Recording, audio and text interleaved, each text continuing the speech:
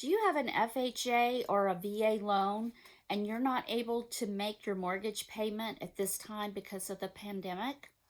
Well, today we're going to talk about the CARES Act and the rights that you have as a borrower.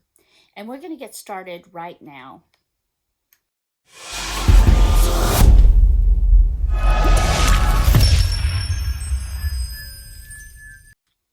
I'm Fredakalinateam with eXp Realty and Lake Lanier Homes and Living.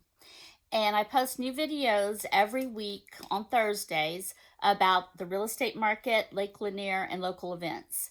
And you may want to subscribe because I do post some interesting stuff. There's about 4.1 billion people who had filed for forbearance. And that means there's about 890 million in unpaid principal. Now, about 11% have filed forbearance that have an FHA loan, and that's a lot.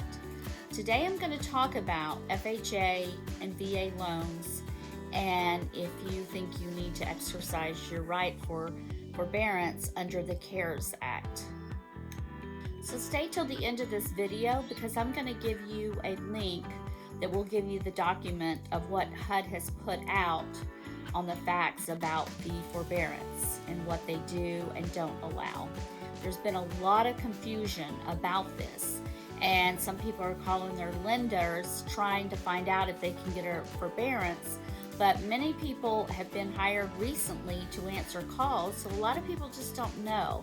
So if you have the paper in front of you, you can kind of tell them what it says. Sometimes we're all learning together in this situation.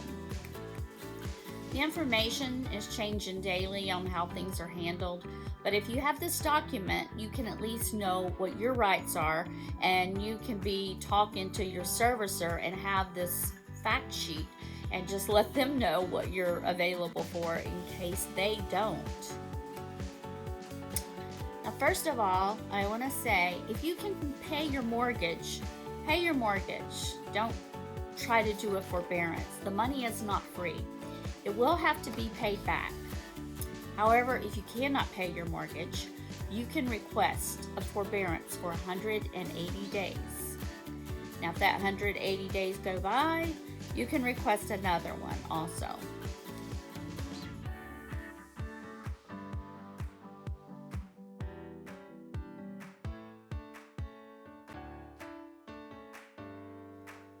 The servicer cannot request any documentation to show that you have a hardship.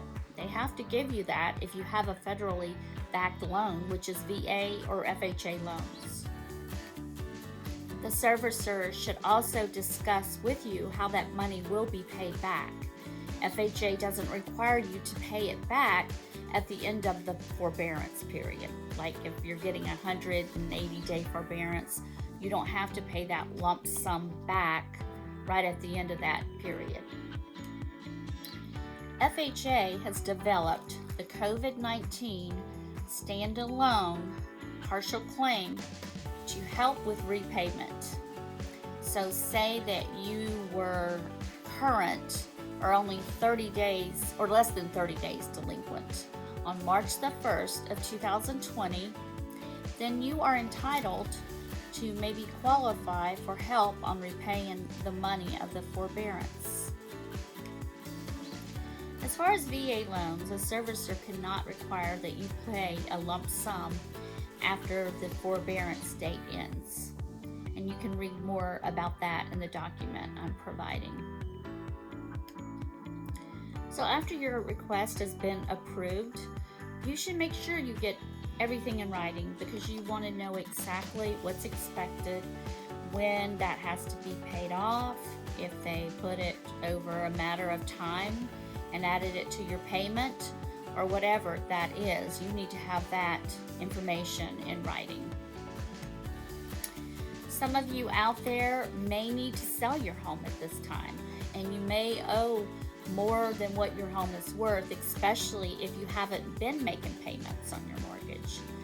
So you may want to consider a short sale And I'm going to post a link below also to give you information about what is a short sale and what that entails. So I know I've had a lot of discussions with people recently that not having any income in, they're going to have to sell their house.